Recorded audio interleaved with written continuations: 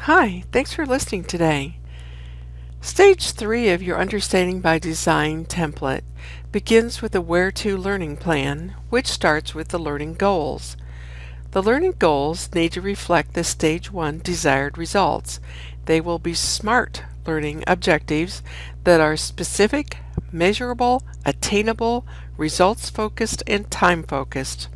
The goals must be relevant goals with clearly defined expectations. The benefit to the student should be apparent. If it's difficult to figure out why the goal is a goal, then it probably shouldn't be one. The W of Where To refers to the where, giving your students an overview of the unit that includes the learning destination. And the what, as in preview of what they will need to know and what they will be held accountable for.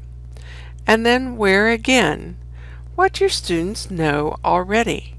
The planning template includes a diagnostic section for this purpose. Sharing with your students from the very first day by discussing the unit goals and the potential benefits will both inform and help them to engage your students. Have a conversation about the essential questions of the unit. Students may think of spin-off questions that they and their classmates would also find pertinent and important. In addition to a pretest, you also have a chance at this point to discuss with your students what they believe they already know that is a background or building block for the current unit. Then comes the hook. Ideally, you will be able to do or say something to introduce the unit that engages your students. The exact thing does not matter so much as the degree of engagement. It could be happy or sad or provocative or outrageous or curious, a mystery, but it must pertain. If you're a little bit stuck, you could use technology. If you wanted your students to witness something, for instance, but do not want them to role play it, you could find a short video to show. Or as part of your pre-assessment, you could use a clicker system and have your students compete for the winningest answers. Sometimes technology will help draw students in. The next part of the template is the experience and explore. Students should be informed of the purpose, type, scope, and range of assessment activities for the unit. From pretest to final assessment, students like being in the loop in this way and will benefit from knowing their progress, strengths, and weaknesses. When you devise student tasks for your units, the task should be meaningful and interesting and as close to useful real work as opposed to just fill-in-the-blank worksheets as you can manage. This process is a thoughtful one and should provoke thoughtfulness in your students as well. They should be taught and encouraged to use metacognition and to determine that they have mastered the appropriate knowledge and skills. And the next section is formative feedback. Luckily, formative assessment comes in many forms and you need not give your students test fatigue. Formative assessment can be with an individual student or with the class as a whole. Individual assessment can be exit and entry questions, journals, tablets, interviews, ungraded quizzes, etc.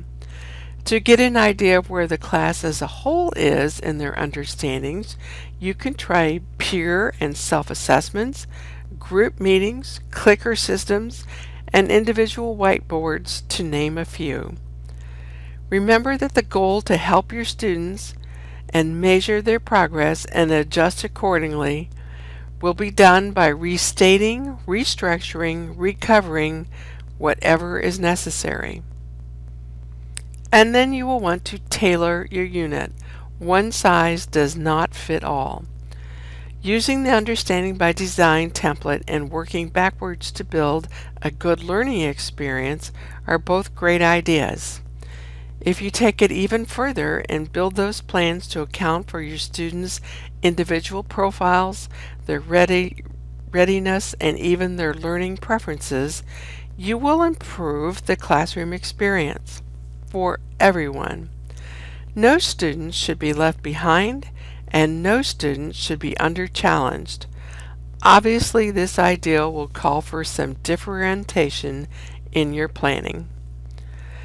While some of your students may have IEPs, all of your students will benefit if you can measure or assess their initial reading levels, skill sets, profiles, etc., and build out from where they are.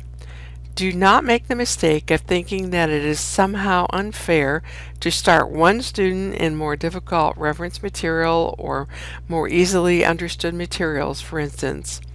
Even though you want all of your students to end the same place, in other words, with the understandings, knowledge, and skill sets that you are striving for, they don't all have to take the same path, and in fact will not want to. So you may find it beneficial to simply plan alternatives from which your students can choose. From starting points to projects, a choice that suits them will get more out of your students and be more engaging. And then lastly, we want to organize. We want to organize our students and we want to organize ourselves in this way. Any time that you teach, there is more to be learned or taught than the unit topic.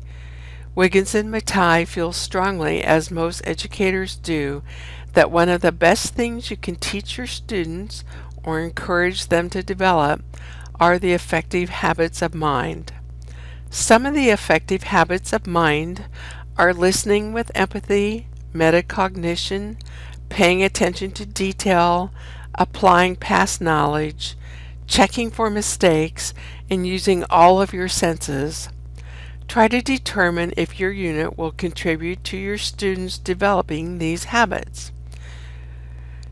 You will also want to build into your unit some learning experiences so that your students develop better technology skills. And as a teacher, you will want to organize so that technology can enable you to do more and accomplish more with your students.